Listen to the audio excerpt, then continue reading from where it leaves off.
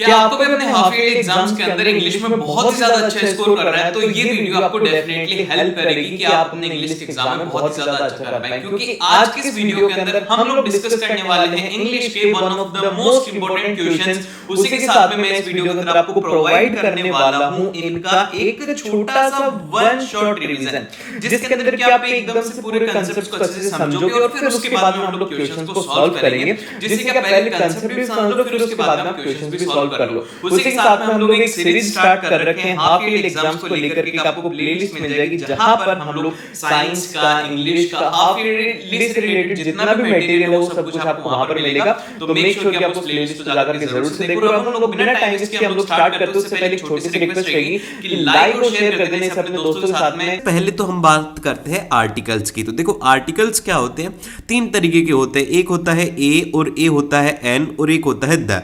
ए को हम वहां पे काम में लेंगे जहां पर कि सिंगुलर काउंटेबल नाउन जो होता है वहां पे हम लोग इसको काम में लेते हैं जहां पर कि ये कॉन्सोनेंट होते हैं। अब देखो कॉन्सोनेंट वो होते हैं जो कि वोवेल्स को छोड़ करके होते हैं। वोवेल्स होते हैं ए ई आई ओ यू और इनके अलावा जितने भी हैं वो होते हैं सारे सारे कॉन्सोनेंट। तो वहां पर हम लोग काम में लेंगे ए। और फिर इसके बाद में यहां पर singular countable noun but with vowel sound, जिसके साथ में क्या होगा वोवल साउंड होगा, तो वहां पे हम लोग एन को काम में लेंगे। और एक स्पेसिफिक थिंग है जैसे कि एक ही है अर्थ के ऊपर तो उसके लिए हम द लगा देंगे। जैसे कि फॉर एग्जांपल के लिए द किसके लिए लगता है, द स्काई लग जाता है क्योंकि आसमान तो एक ही है, तो इसीलिए यहां पर इसके आगे द लगेगा। अब मेरा एक क्वेश्चन है कि जैसे कि मेरा नाम है आयुष, ठीक है, अब मेरा नाम है आयुष, तो आप लोग बताइए कि मेरे नाम के आगे ए लगेगा, एन लगेगा या फिर द लगेगा, तीनों में से कौन सा लगेगा? जल्दी से फास्टली मेरे को कमेंट सेक्शन में बताओ। यहां पर आयुष क्या है, एक नाम है, तो इसके आगे क्या लगेगा? जल्दी से फास्टली कमेंट सेक्शन में बताओ। अब इसके बाद में जो नेक्स्ट आता है वो आता है हमारे पास में सिंस। अब देखो जो सिंस है वो क्या होता है, उसको हम लोग कहाँ पे काम में लेते हैं, प्रीपोजिशन होती है। तो बेसिकली इसमें हमें बहुत बार डाउट होता है, तो ये हम लेते हैं पॉइंट ऑफ टाइम के लिए। जैसे कि पॉइंट ऑफ टाइम के लिए मतलब होता है कि एक स्पेसिफिक पॉइंट की, जैसे कि लास्ट मंथ या फिर लास्ट वीक, तो वहां पे आप क्या लिखोगे, इसको लिखोगे since last month I have been waiting for you, since last month I have been waiting for this questions, since last week I have been preparing for my board exam. तो इस तरीके से आप इसको काम में ले सकते हो जहां पर कि एक पॉइंट ऑफ टाइम होगा। अब इसके बाद में फोर को कहां पे काम में लेते हैं, फोर को वहां पे काम में लेंगे जहां पर कि पीरियड रहेगा। जैसे कि पीरियड का मतलब ये होता है कि स्पेसिफिक आपको स्पेसिफाई कर दिया कि हाँ भैया 1 घंटा या फिर 6 घंटे, तो वहां पे हम लोग काम में लेंगे फोर को। जैसे कि for 1 hour I have been waiting for you for 1 hour, तो यहां पे हम लोग फोर को काम में लेते हैं जहां पर कि एक पीरियड होता है। और इसी के साथ में फ्रॉम को कहां पे काम में लेंगे, फ्रॉम को वहां पर काम में लेंगे क्योंकि ये भी जो है ये पॉइंट ऑफ टाइम को ही डिनोट करता है। फॉलोड बाय, अब इसके अंदर फॉलो किस, ये इसको फॉलो कौन करता है, मतलब कि इसके बाद में क्या आता है, इसके बाद में आता है टू, टिल या फिर अनटिल। जैसे कि अभी यहां पर एग्जांपल के तौर पर ये है कि he worked from morning to evening. अब देखो इसके बाद में यहां पर फोर को फ्रॉम को लगाया, फिर इसके बाद में यहां पे टू आ गया, तो मतलब इसके अंदर ये है कि सुबह से लेकर के शाम तक की इसके अंदर स्टार्टिंग का टाइम है और एंडिंग का टाइम भी है, तो वहां पे हम लोग काम में लेते हैं फ्रॉम को। अभी इसके बाद में आता है हैज। अब देखिए हैज क्या होता है, हैज हम लोग वहां पे काम में लेंगे जहां पर कि थर्ड पर्सन होगा। अब थर्ड पर्सन क्या होता है, थर्ड पर्सन मतलब आप एक तरीके से किसी को इंडिकेट करते हो, ही हो गया, शी हो गया, इट हो गया, तो यही यहां पर क्या होता है, ये होता है थर्ड पर्सन। और हैज को हमेशा काम में लिया जाता है सिंगुलर के लिए, ठीक है। और फिर इसके बाद में हैव जो होता है, हैव को हम लोग काम में लेते हैं आई, वी और यू के लिए, जो कि हमारे पास में पैरेलल नाउन होता है, उसके लिए हम लोग हैव को काम में लेते हैं। और फिर इसके बाद में जो नेक्स्ट आता है वो आता है विल। अब विल को कहां पे यूज में लेना होता है, विल को हम काम में लेते हैं सभी पर्सन्स के केस के अंदर, लेकिन वहीं पर जो शेल है, शेल को हम लोग सिर्फ और सिर्फ फर्स्ट पर्सन के केस के अंदर काम में लेते हैं। जैसे कि वी, यू विल में भी काम में ले सकते हैं, वी विल में भी काम में ले सकते हैं, और ही विल, शी विल में भी इसको काम में लिया जा सकता है। लेकिन शेल के साथ में एक और नोट करके चीज आती है कि shall is used with I and we when we make suggestion और ऑफर। जैसे कि फॉर एग्जांपल के लिए अगर आप कोई भी सजेशन ले रही हो कि जैसे कि I shall transfer this file to officer, ऐसे कोई भी आप एग्जांपल लेकर के इसको दिखा सकते हो, और या फिर आप ऑफर कर सकते हो कि shall I make tea for you. तो इस तरीके से अगर आप ऑफर करते हो तो वहां पे शैल को काम में लिया जाता है। और फिर इसके बाद में जो नेक्स्ट आता है वो आता है कैन। कैन को हम लोग जब काम में लेते हैं जब हमारे पास में कोई एबिलिटी या फिर पॉसिबिलिटी की बात होती है, जैसे कि it can be a rain today, या फिर हम लोग बोल सकते हैं कि you can score 90% marks in board exam. तो यस और नो स्कोर करोगे या नहीं करोगे, जल्दी से बताओ। यस करना है, तुम लोगों को अच्छे से स्कोर करना है, इसीलिए मैं लिखता हूं कि आपको 80 आउट ऑफ 80 स्कोर करना है। और फिर इसके बाद में कुड क्या होता है, कुड को काम में लिया जाता है पास्ट एबिलिटी के, कि I could score a very good marks in class 10th if I have been study. तो मतलब कि एक तरीके से कि पास्ट की एबिलिटी या फिर पास्ट की पॉसिबिलिटी की, अगर मान लो कि बादल होते तो बारिश होती, तो यहां पर ये जो कुड है उसको उसी काम में लिया जाता है। देन फिर इसके बाद में जो माइट है और कुड है, इसको एक और जगह पे काम में लिया जाता है जहां पर कि फ्यूचर की पॉसिबिलिटी होगी कि it might be rain today. तो इस तरीके से हम लोग अगर फ्यूचर की पॉसिबिलिटी है तो वहां पर भी इसको काम में ले सकते हैं। और फिर इसके बाद में आता है मे। मे किसके लिए काम में लिया जाता है, जब कभी भी आपको कोई परमिशन लेनी हो, जैसे कि may I come in sir, may I go to toilet, तो ये जो होता है वहां पर हम लोग मे को काम में लेते हैं। अभी यहां पर नोट करके एक सबसे इंपॉर्टेंट बात यह है कि to make a polite offer और रिक्वेस्ट, अगर आप कोई भी एक पोलाइट ऑफर कर रहे हो या फिर कोई रिक्वेस्ट कर रहे हो, then you can use may, can, might और कुड। इन चारों में से कोई सा भी काम में ले सकते हो, गलत नहीं होगा। क्वेश्चंस करने के बाद में आपको एग्जाम के अंदर मैं ये गारंटी दे सकता हूं कि आपको इंग्लिश ग्रामर के अंदर तो कोई भी नहीं रोक सकता, ठीक है। तो सबसे फर्स्ट हम लोग बात करते हैं किसकी, वो करते हैं रिपोर्टेड स्पीच कन्वर्जन की। रिपोर्टेड स्पीच के बारे में आपको कुछ बातें याद रखनी, जैसे कि सबसे फर्स्ट में आपको याद रखना है कि अगर हमारे पास में जैसे कि आपको दिया रहेगा डायरेक्ट कन्वर्जन रहती है, आपको उसको कन्वर्ट करना होता है इनडायरेक्ट के अंदर, ठीक है। तो जो इनडायरेक्ट के अंदर जब आप कन्वर्ट करते हो तो आपको कुछ फॉर्म्स का याद रखना होता है, जैसे कि कैन है, कैन को आपको है ना कुड के अंदर कन्वर्ट करना होगा, उसी तरीके से मे को आपको माइट में करना है, शैल को शुड के अंदर करना है और विल को वुड में करेंगे। लेकिन उसी के साथ में यहां पर एक और बात नोट करने वाली है, वो ये है कि would, should, could, might, will not change. इसका मतलब क्या है, इसका मतलब ये है कि अगर आपकी डायरेक्ट स्पीच है, जैसे कि डायरेक्ट स्पीच में गिवन है और उसमें सीधा वर्ड आ रहा है वुड, तो अब आप अपना दिमाग लगा करके ये मत करना कि सर ने कहा था कि हम क्या करेंगे, विल को वुड में कर देंगे। तो अपनी बुद्धि लगाई तुम लोगों ने, बुद्धि लगा करके क्या करके आओगे, वुड को विल के अंदर करके आ जाओगे। और जब ये काम करोगे तो वहां पर तुम पूरा का पूरा कचरा कर दोगे और फिर बोलोगे कि हमें अच्छे से पढ़ाया नहीं, उन्होंने गलत बताया। इसीलिए यहां पर बोल रहा हूं कि वुड को विल में कन्वर्ट नहीं करना, ठीक है। एक तरफ ही चलना है कि मे को माइट में कर देंगे, शैल को शुड में कर देंगे, लेकिन हम विल को वुड में कन्वर्ट नहीं करेंगे। देन फिर इसके बाद में आपको कुछ और पॉइंट्स याद रखने हैं, जैसे कि जो दिस है उसको दैट में कन्वर्ट करना होता है, फिर उसके बाद में दीज को दोज के अंदर कन्वर्ट करना होता है। और उसी के साथ में सबसे इंपॉर्टेंट और जो सबसे ज्यादा गलती करवाता है वो ये करवाता है कि जैसे कि लास्ट डे हो गया, लास्ट वीक हो गया, लास्ट मंथ हो गया। हमारी आदत क्या होती है, हमें ना बिना सोचे समझे हमें बस ये सिखा दिया, दो बातें सुनेंगे, ठीक है, दो बातें सुनेंगे, तीसरी नई बात आएगी उसको वैसा का वैसा करके आ जाएंगे और पूरा पूरा खराब करके आ जाएंगे, ठीक है। यहां पे ये जो पॉइंट है ये सबसे ज्यादा इंपॉर्टेंट है। जैसे कि अगर आपके पास में वर्ड्स रहते हैं, जैसे कि last week, last month, last day हो गया, या फिर आपके पास में यस्टरडे हो गया, टुमारो हो गया, तो ऐसे जो डेज होते हैं जो कि आपको पर्टिकुलरली पता है कि जैसे कि टुमारो जो कि नेक्स्ट डे है, तो आपको उसको इनडायरेक्ट के अंदर ऐसे लिखना है, आपको एक तरीके से आपको इसका मीनिंग ही लिखना है। मीनिंग आप इसमें लिखेंगे, टुमारो का लिखेंगे द नेक्स्ट डे, या फिर आप इसको लिख सकते हो द कमिंग डे, और उसी के साथ में यस्टरडे को लिख सकते हो द डे बिफोर, या फिर आप इसको लिख सकते हो द प्रीवियस डे। और उसी तरीके से अगर मान लो कि आपको आ जाए कि लास्ट वीक, लास्ट मंथ, तो आपको इसको एज इट इज नहीं लिखना है, आपको इसके अंदर थोड़ा सा चेंज करना है। इसको आपको लिखना होगा द प्रीवियस वीक, या फिर the previous month, the previous day. आपको बस उसके अंदर प्रीवियस लगा देना है। अगर आगे वाला है तो आफ्टर लगा देना है, पीछे वाला है तो आपको उसके अंदर प्रीवियस लगा देना है, फिर नेक्स्ट लगा देना है, ठीक है। मैंने गलत बोल दिया, यस्टरडे वाले के लिए बिफोर लगेगा और इसके लिए आपके लिए नेक्स्ट लगेगा। और फिर इसके बाद में यहाँ पर कुछ और फॉर्म्स लिखी हुई हैं, जैसे कि यहाँ पर लिखा हुआ है हेयर को हमें देयर में कन्वर्ट करना है, नाउ को हमें देन में कन्वर्ट करना है, टुडे को हमें कन्वर्ट करना है दैट डे के अंदर, ठीक है। अब ये बातें जरूर से याद रख लेना, इसका स्क्रीनशॉट ले लो, बहुत ही ज्यादा इंपॉर्टेंट है। एक बार मैं इसको क्लियर कर देता हूं, उसके बाद में इसका स्क्रीनशॉट ले लेना, क्योंकि देखो ये बहुत ही ज्यादा इंपॉर्टेंट है, ठीक है। इसको एक बार अच्छे से याद रख लेना तो क्वेश्चन आराम से होंगे। तो यहाँ पे हमारे पास में आता है क्वेश्चन नंबर फर्स्ट, जो कि आप लोगों के पास में एक तरीके से एमसीक्यू टाइप क्वेश्चन है। इसमें कहा गया है कि एज ही, ये फिल इन द ब्लैंक है, और इसमें पूछा गया कि he noticed a young girl sitting on the curb sobbing. ठीक है, तो अब आप इस क्वेश्चन को जब ध्यान से देखोगे तो आपको सबसे फर्स्ट में आइडेंटिफाई करना है कि इसमें टेंस कौन सा है। ठीक है, इसमें टेंस कौन सा है। तो जब आप इसको पढ़ोगे ध्यान से तो इसकी वर्ब को देखो, इसकी वर्ब यहां पर क्या है, इसकी वर्ब है यहां पे नोटिस। ठीक है, तो यहां पर नोटिस किस फॉर्म में है, ये है सेकंड फॉर्म में। तो जहां पर भी वर्ब की सेकंड फॉर्म होती है मतलब क्या हो गया, ये किस में चला गया, ये चला गया पास्ट टेंस में। तो जब यहां पर ये पास्ट टेंस के अंदर चला गया तो हमारे पास में सारे के सारे ऑप्शन एलिमिनेट हो जाते हैं। दो ऑप्शन बचते हैं, ऑप्शन नंबर सी और ऑप्शन नंबर डी। तो आप जब इसको अच्छे से ध्यान से पढ़ोगे तो यहां पर आप देखेंगे got out of his car, तो ये एकदम से करेक्ट रहेगा इसके लिए आंसर। तो सी ऑप्शन इसके लिए एकदम से करेक्ट रहने वाला है। तो आप इस तरीके से एलिमिनेट कर सकते हो। अगर आपको नहीं आ रहा तो एलिमिनेट करने में क्या होगा कि आप इसमें तुक्का भी मार के आ जाओगे ना, सी या डी, तो 50% चांसेस है कि वो सही हो जाएगा। बाद में आता है हमारे पास में क्वेश्चन नंबर सेकंड, जिसके अंदर की कहा गया है कि आइदर चाइना और मलेशिया, फिर फिल इन द ब्लैंक है, the chance to win the world cup in badminton. तो यहां पर बेसिकली आपको क्वेश्चन जो है इसको ध्यान से समझो।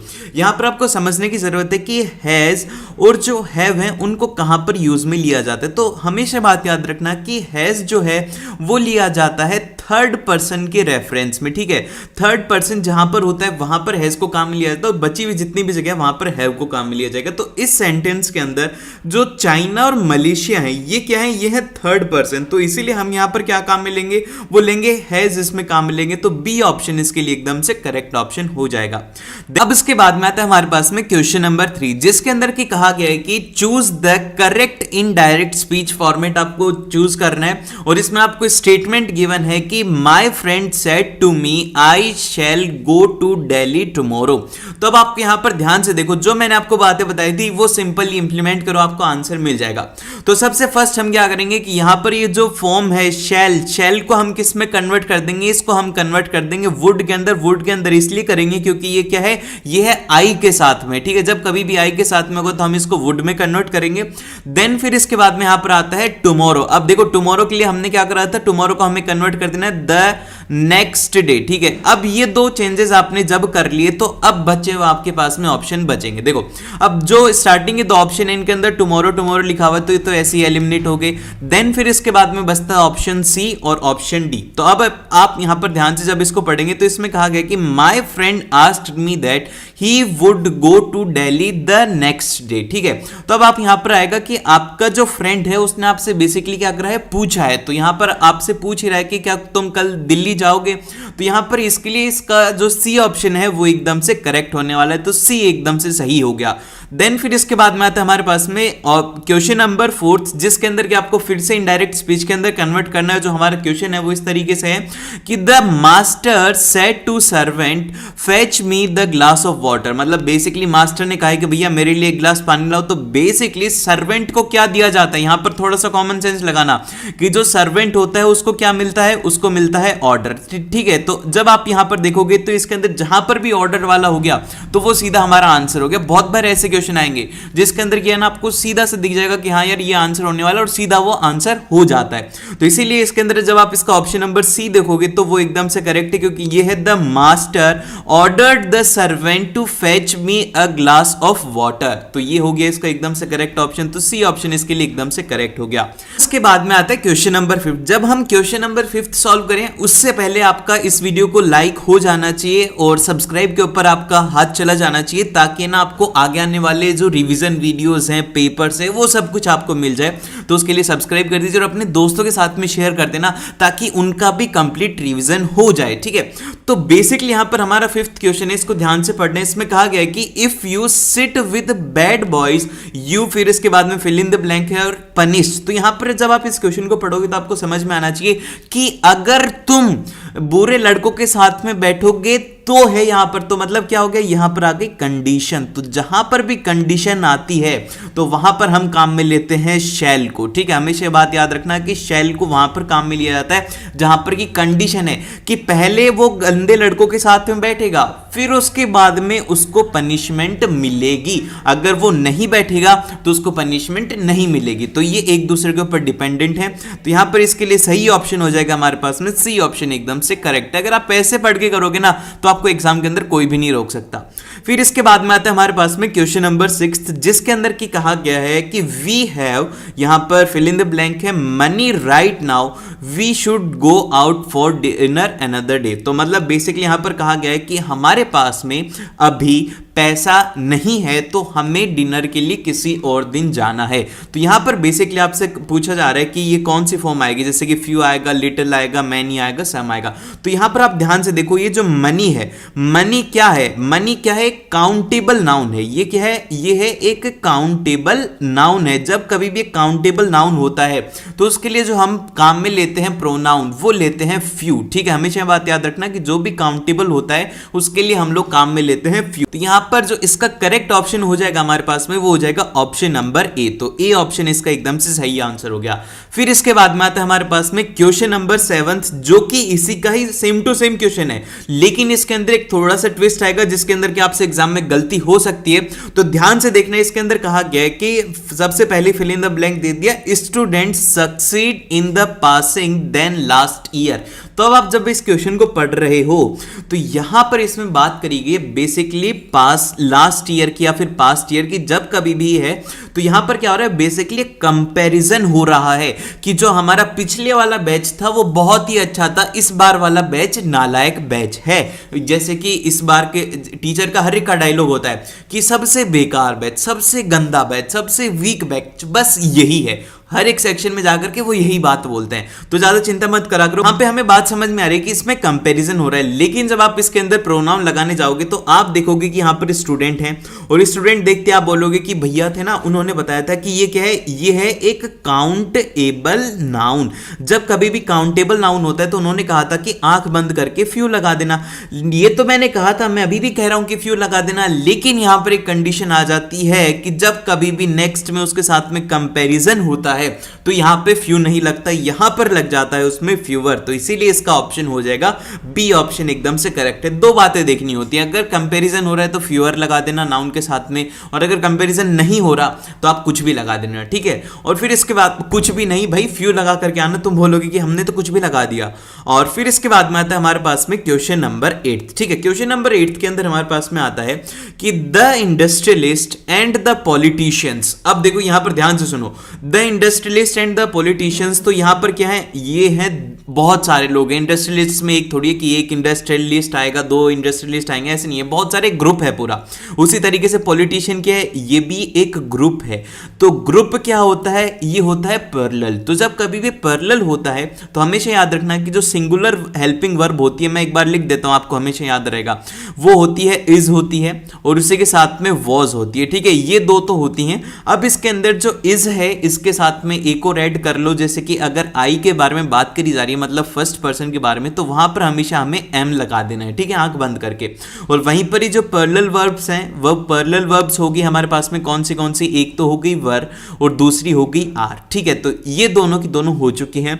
अब इसके अंदर आपको देखना है कि कौन से वाला सही है। तो इसके अंदर बस एक ही है जो कि पैरेलल वर्ब है, जो कि है यहां पर हैव बीन इनवाइटेड। तो इसके लिए सी ऑप्शन एकदम से करेक्ट ऑप्शन हो चुका है। इसके बाद में आता है हमारे पास में क्वेश्चन नंबर 9, जिसके अंदर की कहा गया है कि द प्लेन, फिर यहां पर आपको फिल इन द ब्लैंक करना है, बाय 2 आवर्स। तो यहां पर बेसिकली बात करी जा रही है कि जो हमारा प्लेन है वो 2 घंटे बाद में टेक ऑफ करेगा। तो यहां पर किसकी बात करी जा रही है, वो करी जा रही है फ्यूचर की। तो यहां पर जब कभी भी फ्यूचर की बात करी जा रही है तो वहां पर जो हम काम में लेते हैं वो लेते हैं विल को। विल को हमेशा काम में लेंगे जब कभी भी टाइम हो। इसके अंदर टाइम है तो यहां पर टाइम है तो इसीलिए हम क्या काम में लेंगे, विल को काम में लेंगे। तो यहां पे इसका जो सही आंसर हो जाएगा हमारे पास में वो हो जाएगा ऑप्शन नंबर ए, एकदम से सही है कि will have taken off by 2 hours. तो ए ऑप्शन इसके लिए एकदम से करेक्ट ऑप्शन हो चुका है। फिर इसके बाद में यहां पर नेक्स्ट क्वेश्चन आता है, वो आता है क्वेश्चन नंबर 10, जिसके अंदर की कहा गया है यू, फिर इसके बाद में कहा गया है हैव अ यूनिवर्सिटी डिग्री। तो अब यहां पर देखो, इस इसके अंदर आपसे बेसिकली कहा गया कि तुम्हें डिग्री की कोई जरूरत नहीं है। तो ऐसा नहीं है कि ये कोई कंपलसरी ऑर्डर है कि इसमें बेसिकली कहा गया कि ऐसी जरूरत नहीं है, अगर लेना चाहो तो ले लो, अगर नहीं लेनी तो मत लो, क्योंकि जो बिलियनियर्स लोग होते हैं वो उनके पास में डिग्रीज नहीं होती मोस्ट ऑफ द केसेस के अंदर, और उनका जो काम होता है वो उनकी डिग्री से रिलेटेड ही नहीं होता। तो अगर चाहते हो तो ले लो, नहीं तो रहने दो। तो यहां पर आपके पास में क्या आ गई, कंडीशन आ गई। तो जहां पर भी कंडीशन आती है तो वहां पर हम लोग क्या लगा देंगे, वो लगा देंगे नीड नॉट। तो सी ऑप्शन इसके लिए एकदम से करेक्ट ऑप्शन हो चुका है। फिर इसके बाद में आता है हमारे पास में क्वेश्चन नंबर जो है वो है 11th, फिर से वन ऑफ द फेवरेट जो आपका टॉपिक है इनडायरेक्ट स्पीच से। यहां पर हमारे पास में क्वेश्चन आता है कि Ashish said to me I shall go to market today. वो कह रहा है कि मुझे आज मार्केट जाना चाहिए। तो यहां पर बेसिकली आशीष का काम क्या है, वो मेरे को बता रहा है, यहां पर वो बता रहा है। तो हम इसके अंदर एक तो बता देंगे कि शेड को हम किस में कन्वर्ट कर देंगे, वो कर देंगे टोल्ड में। फिर इसके बाद में यहां पर आता है शेल, शेल को हम किसके अंदर कन्वर्ट कर देंगे, आई के साथ में। तो हम शुड के अंदर कन्वर्ट नहीं करेंगे, हम इसको कन्वर्ट करेंगे वुड में। ठीक है, जब हम इसको वुड में कन्वर्ट करेंगे, ये हो गया सबसे फर्स्ट। और फिर इसके बाद में टुडे को हम किस में कन्वर्ट कर देंगे भैया, हम अभी अभी से क्या है, ये आ गए यहां पर दैट डे। तो अब देख लो ये तीनों चीजें जिसमें है वो आपका करेक्ट आंसर हो जाएगा, और ऐसा एक ही ऑप्शन है जो कि है ऑप्शन नंबर ए। तो ए ऑप्शन इसके लिए एकदम से करेक्ट आंसर हो चुका है। फिर इसके बाद में आता है हमारे पास में जो हमारा क्वेश्चन नंबर 12 है, ये वाला क्वेश्चन आप लोगों से होना चाहिए। जल्दी से इसका आंसर जो है वो मेरे को कमेंट सेक्शन में चाहिए। इनडायरेक्ट स्पीच में कन्वर्जन है, ए बी सी में से कौन सा इसका करेक्ट ऑप्शन है, जल्दी से इसका आंसर कमेंट सेक्शन में बताओ।